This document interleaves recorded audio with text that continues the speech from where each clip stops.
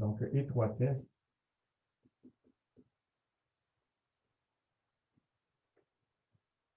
de la distribution de probabilité.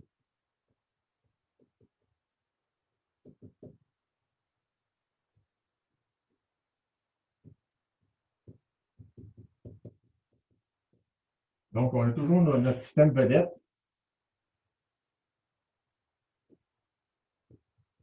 E0 moins E, puis on est dans la section des contacts thermiques.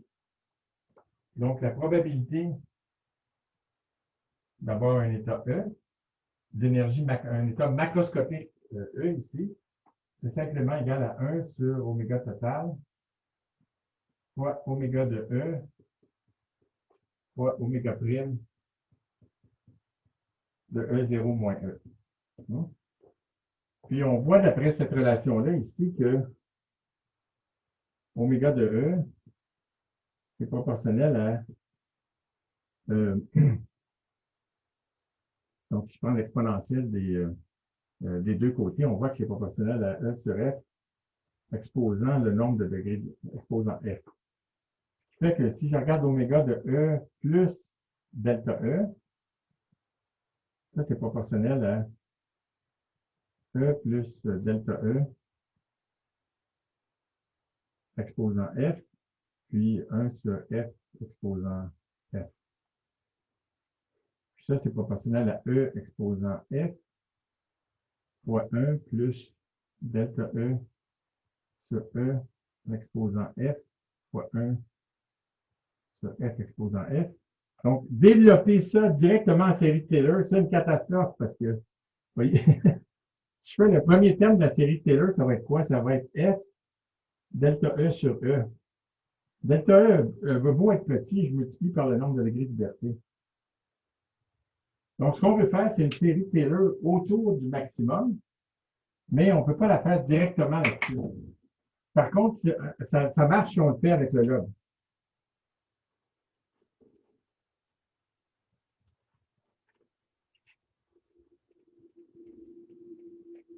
C'est vraiment exactement comme dans la dérivation du théorème que je suis en train de lire. Donc, ça ici, je peux écrire ça comme 1 sur oméga total fois l'exponentielle du log. Donc, là, je vais développer autour du maximum.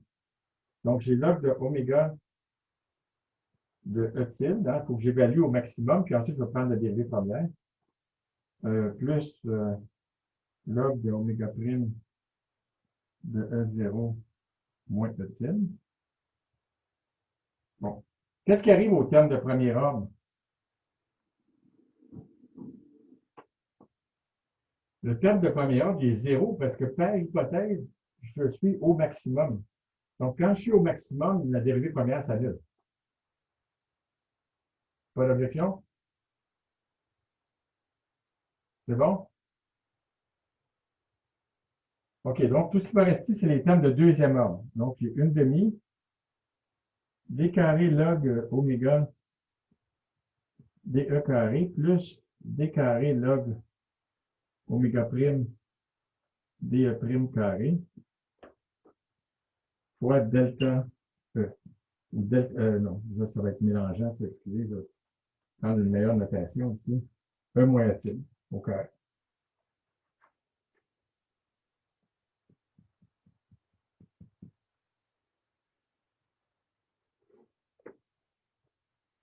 Donc, encore une fois, tout ça, c'est dans l'exponentielle ici.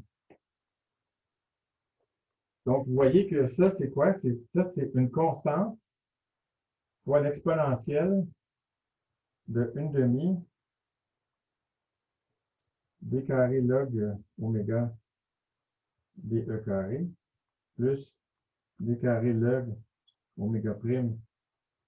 En prenant la dérivée par rapport à E prime, il y a eu 2 sigmoïdes, c'est pour ça que c'est resté un signe plus ici, fois E moins E tilde au carré. Donc, on voit qu'on a une gaussienne. Hein? La probabilité d'avoir E, c'est une gaussienne, puis ça, c'est l'écart type. 1 sur l'écart type.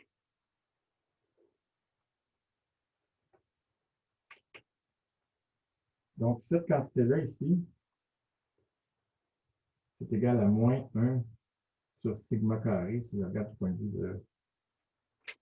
euh, point de vue de la gaussienne. Puis, qu'est-ce qu'on a ici? Vous voyez, d carré, log oméga d carré, c'est négatif. C'est ça qu'il faut, hein? Sinon, on ne serait pas à un maximum. Donc, quand on fluctue autour du maximum, la probabilité diminue. Hein, c'est ça qu'il faut.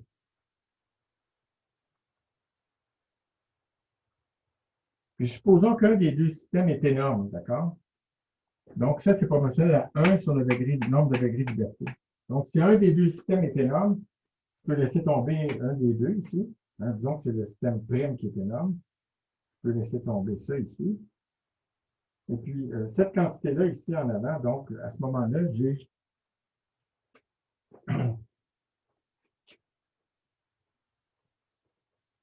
là, j'ai 1 sur sigma carré est égal à moins d carré log oméga dE carré. Puis ça, qu'est-ce que c'est? Bien, d log oméga dE, c'est 1 sur kBt. Donc ça, c'est égal à moins dDE de 1 sur kBt. Donc ça, c'est égal à 1 sur kb t carré fois dt dE en utilisant la règle pour dériver une fonction de fonction.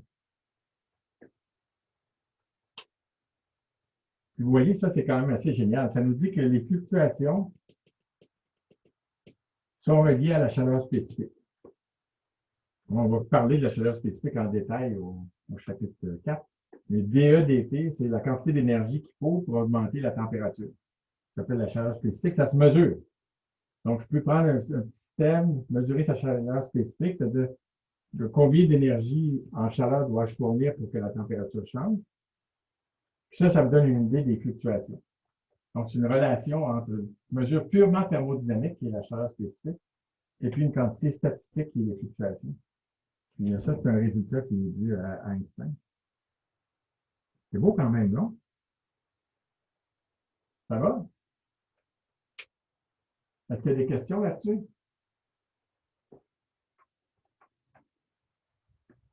OK. Donc, on va prendre une pause. Et puis, on va revenir avec la suite.